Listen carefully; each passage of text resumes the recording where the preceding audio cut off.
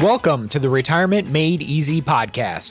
I'm your host, Greg Gonzalez. My goal for the podcast is to help you live a better life in retirement by giving you the tools and information you need in a language that you can understand.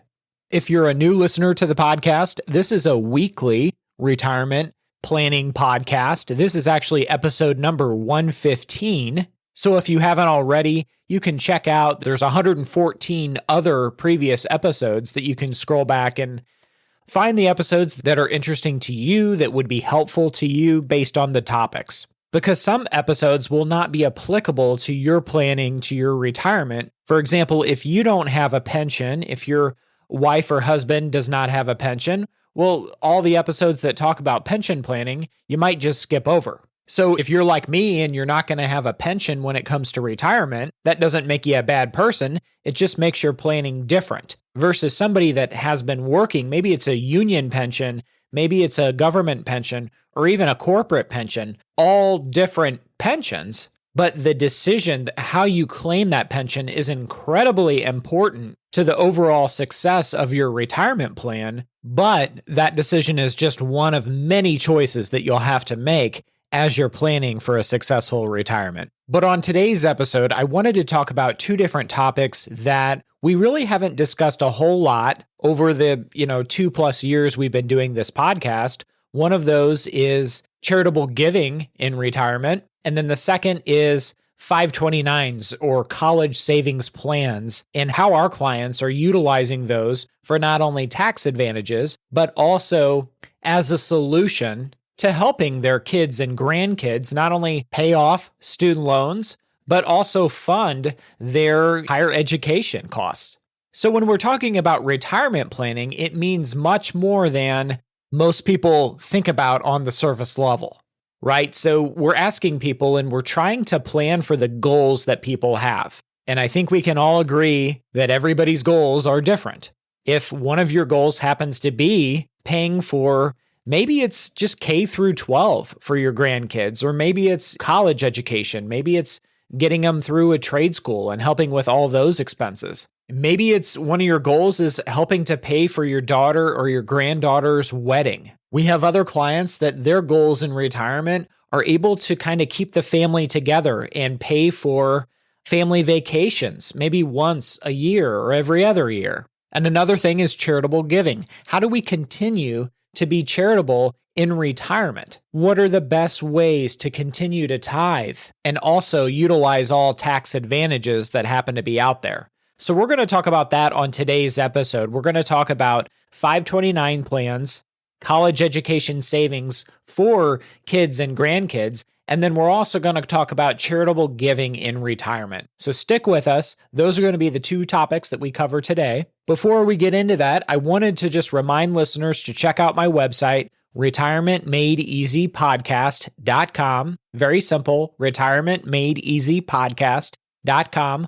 While you're there, you can download my retirement secret sauce. That's available for free, as well as my 3 steps to planning for a successful retirement. It's right underneath the resources tab. You'll see step number 1 is a blueprint to a dream retirement. Step number 2 is our budgeting tool, figuring out what that dream retirement is going to cost us month in and month out. And then step number 3 is what I call our retirement action plan. That's where the rubber meets the road. That's our blueprint. Like if you were building a house, you start with a blueprint. And the purpose of the retirement action plan is to kind of serve as your roadmap to get you through retirement, to help you answer all of those questions you're going to be faced with. When do I claim my Social Security to optimize my income? How do I minimize my lifetime tax liabilities? What's going to be my strategy? What's the optimal way to claim my pension option? What about health insurance in retirement? Those are all topics that are going to be covered in that retirement action plan. And the last thing I wanted to mention is you'll notice on the homepage, we are offering something new. It's called a 30-minute retirement coaching session. It's just simply a phone call where we talk about your retirement, your situation, and help you answer all the questions you have in a 30-minute coaching call. So you can sign up for that right there. Again, it's complimentary to podcast listeners. You can pick a time on my calendar and we'll plan on it. That's something brand new that we're doing for podcast listeners, a 30-minute retirement coaching call. All right, let's jump into today's episode where we're talking about college savings plans like 529s, and then also charitable giving in retirement. How are we seeing people maximize their charitable giving once they retire? So let's start off with college savings plans. Many of you are familiar with 529 plans. So many of our clients, once they retire, getting close to retirement, maybe they have young grandkids. And many of them have a goal of helping with the college education expenses of their grandchildren. So I have clients that say, hey, we want to start contributing $100 a month, or maybe it's $50 a month, whatever it happens to be for their grandchild's college education. So 529 plans by and large are the most popular. There's also ESAs that are available, but those are limited to $2,000 a year. So the most popular seems to be 529 college savings plans. Now, depending on what state you live in, there may be a state income tax deduction for your contributions. So here in Missouri, a couple, there's no income cap, so it doesn't matter how much money you can make, you still get the state income tax deduction here in Missouri. So in our state, the maximum deduction is the first $16,000 for a couple married filing jointly. If somebody's single, they can contribute up to $8,000 in a 529 and still get a Missouri state income tax deduction.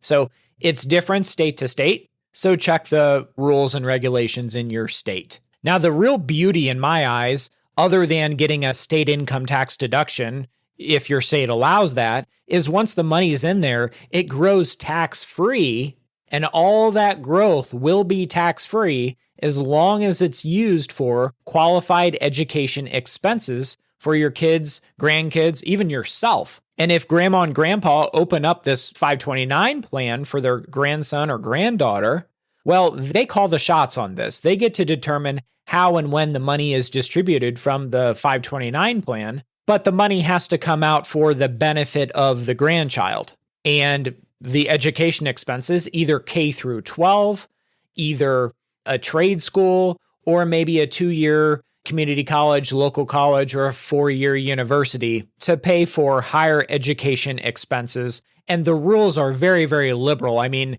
what is a qualified education expense? I mean, it's everything from books to tuition and fees to laptops. So rarely do I see money in a 529 plan that's not used. If it did go unused, well, you could change the beneficiary to another blood relative of your grandchild, and then that person would be able to utilize the money for qualified education expenses. What if after that, what if we ran out of blood relatives to name as a beneficiary of the 529 plan? It's not really the end of the world. You would pay 10% penalty on the growth, plus you would pay capital gains on the growth as well. But again, rarely do I see that happen. And that's not the end of the world, paying some taxes on only the growth. The other option, if you didn't want to do a 529 college savings plan, some people will do a Coverdell, also called an ESA. You can look that up. They're becoming less and less common because the annual contribution limit is still $2,000 per year. And then some people will set up instead of a 529 plan because they're afraid that, okay, what if my grandson goes in the military and this money is not able to be used for qualified education expenses? Maybe they'll set up what's called a custodian account, either an UTMA or an UGMA. And what that basically means, it's basically a brokerage account where you are the owner as the parent or the grandparent, and the beneficiary is, let's say, your grandchild, but you get to determine how the money is invested and how it kind of grows over the years. But once your grandchild reaches the age of majority in your state, the money is theirs. Now, most states, it's either 18 or 21.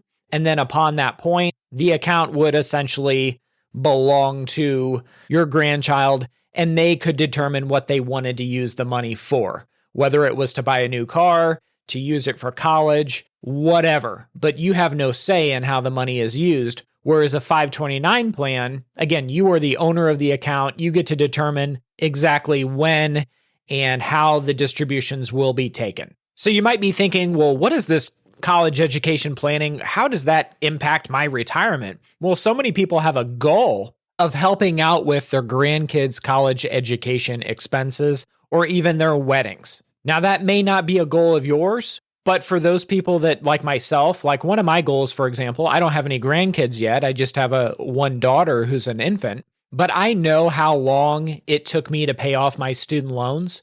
And I know what a burden it was for me until I was almost 30 to get those paid off. And I don't want my kids and grandkids to go through what I went through. So one of my goals is to, if I can plan for it and afford it, to be able to help pay for my kids and my grandkids' college education, because I just think it's a gift. You know, if you do have that diploma, you have earned that degree, it's something that no one can ever take away from you. And even if they wanted to go into the trades and become a painter or a plumber, well, the 529 plan can be used for the trade schools as well. So how do you determine what your goals are in retirement? Well, the first step is going to my website, retirementmadeeasypodcast.com. And underneath the resources tab is step number 1 to planning a successful retirement. It's figuring out what your goals are and what you want out of retirement. And you can download my Blueprint to a Dream Retirement. And if you're married, I would recommend that both spouses fill it out because you'll have different goals. I've mentioned this on a lot of podcasts, but there was a story about the guy who built IBM, the company, a Fortune 500 company, IBM. His name was Thomas Watson. And a reporter asked him once, how did you build such a marvelous company? It's a huge, IBM is an incredible company. How did you build it? He said, well, it's pretty simple. I just thought about what I wanted and I worked backwards. It's the same with retirement planning. First, we got to figure out what we want out of retirement, what our goals are. Then we figure out what that's going to cost us. And then last, our third step is a retirement action plan, which is really just our plan of attack to get what we want. What we first got to figure out what we want out of retirement, and that's the Blueprint to a Dream Retirement. All right, let's jump to the second segment for this episode to talk about charitable giving in retirement. And this has changed. This has really changed over the last couple of years.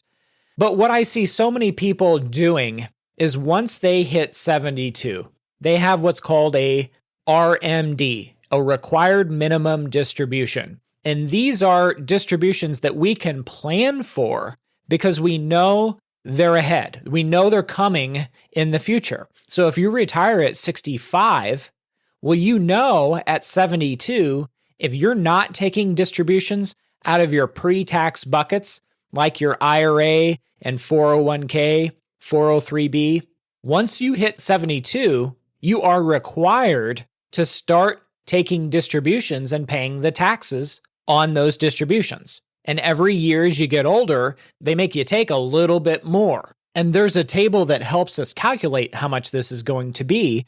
When you're 80 years old, for example, you have to start taking 4.95% of your IRA or 401k balance. So if you had $1 million in your IRA at age 80, that means you would need to take an annual distribution that year of $49,500 and pay ordinary income taxes on that amount. But what if we're charitably inclined? What if we tithe 10%? Well, for a lot of our clients that are 72 and older, what they will do is they will use part of this RMD, required minimum distribution, and send that directly to their church or charities that they're passionate about. And then that way they're not taxed on that money. So let's just assume this hypothetical person is 80 years old. We'll call him Joe. And he takes his RMD, $49,500. He can do what's called a qualified charitable distribution and take that entire RMD or part of it. He doesn't have to do all of it. He can do part of it and send that directly to his church. So let's say, just to keep this very simple, let's say he wanted to do the entire RMD amount, which is again, $49,500. He does what's called a qualified charitable distribution. So that goes to his church. And then on his tax return, he reports that, hey, this distribution from my IRA was a qualified charitable distribution. So he is not taxed on that $49,500, and neither is his church, because his church is a 501c3 nonprofit. Now, again, he doesn't have to do the entire $49,500 of required minimum distributions, but just to keep this example simple, I am saying that I'm assuming he does the full amount, and his church is happy because they get the full amount. He's happy because he doesn't have to pay taxes on the $49,500. So this is a really neat way for people that are 72 and older to be able to use their IRAs, which are pre-tax money, or maybe it's a 401k, same difference, and use that for their charitable giving, but also not pay taxes on the distribution. And then your favorite church or charities, again, they're 501c3s, they don't have to pay taxes on that amount either. So for all the people that are very charitably inclined, I would encourage you to think about this strategy. And again, if you retire at 62, you might not be able to do this until you're 72, but this strategy really, really can help you tax-wise and will help you accomplish your goals of charitable giving in retirement. And then the last strategy I wanted to mention was what's called a donor-advised fund. These are becoming more and more popular as a result of the 2017 Tax Cuts and Jobs Act, where the standard deduction went way, way up to, I think it's now $29,500. So what a lot of people do, and I'll try to keep this simple. I could talk about donor-advised funds for 3 hours, and they're fairly simple to understand once you kind of learn the basics of them. But what some people do is, let's say somebody gets a big inheritance and they want to do some sizable charitable giving with this. What they would be able to do is, let's say they took $50,000, put that into a donor-advised fund, and then they're able to take a deduction. They're able to itemize that year and use that $50,000 as a charitable gift in that year. Now, the money then sits in a donor-advised fund, that $50,000, and they get to determine how and when the money is distributed.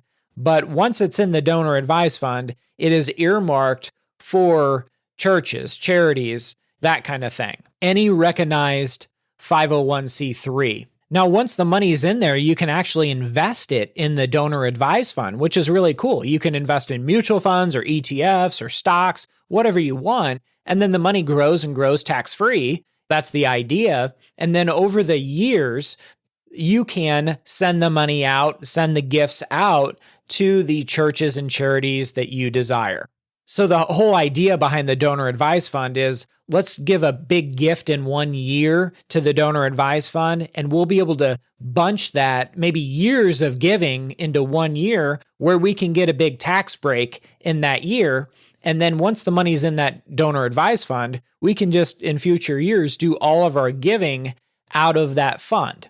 But there's no required annual giving or anything like that. And then again, the other advantage is once the money's in there, it can grow tax-free. And the last thing I wanted to mention real quick, as far as legacy planning and naming our beneficiaries, if you're going to name, let's say your favorite church or charities that you're passionate about, well, guess what? In my opinion, it makes most sense to name them as beneficiaries of pre-tax accounts like 401ks or IRAs where the money is pre-tax. If we name our church as the beneficiary of that IRA and we were to pass away, the church would inherit the money. Again, all taxes have not been paid on this money in this IRA or 401k.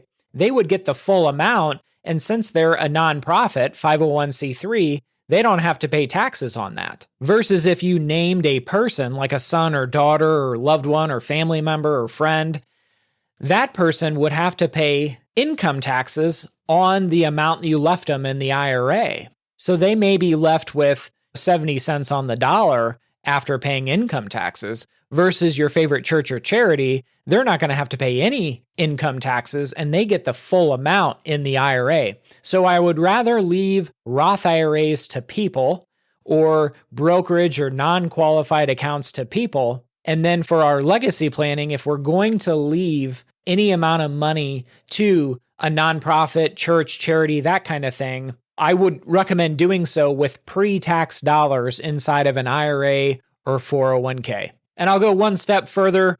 Appreciated stock. Let's say somebody has really, really appreciated stock. Maybe it's company stock.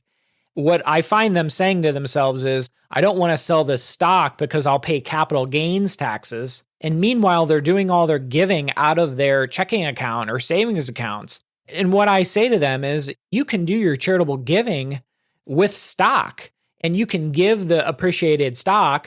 Then your favorite church or charity can sell the stock. And since they're a nonprofit, they don't pay any capital gains and they get that full amount. So there's a lot of planning as far as charitable giving that we can do.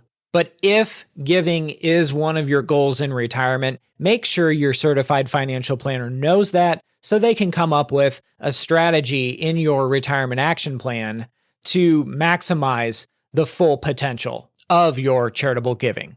I hope this episode of the Retirement Made Easy podcast has been helpful. If you have questions, go to my website, retirementmadeeasypodcast.com. At the bottom, it says Ask Greg a Question. Submit all your questions there. And if you're interested in a 30-minute retirement coaching session, up at the top, you can click on the link and go ahead and book some time on my calendar. I will see you next time. And remember, always dream big. The opinions voiced in this material are for general information only and are not intended to provide specific advice or recommendations for any individual. To determine which investments may be appropriate for you, please consult your attorney, tax advisor, or financial advisor prior to investing. This is a hypothetical example and is not representative of any specific investment. Your results may vary. All performance referenced is historical and is no guarantee of future results. All indices mentioned are unmanaged and may not be invested into directly. The SmartVestor program is a directory of investment professionals. Neither Dave Ramsey nor SmartVestor are affiliates of St. Louis Retirement Advisors or LPL Financial. There is no guarantee that a diversified portfolio will enhance overall returns or outperform a non-diversified portfolio. Diversification does not protect against market risk. All investing involves risk, including loss of principal. No strategy assures success or protects against loss. Securities and advisory services offered through LPL Financial, a registered investment advisor, member FINRA, SIPC.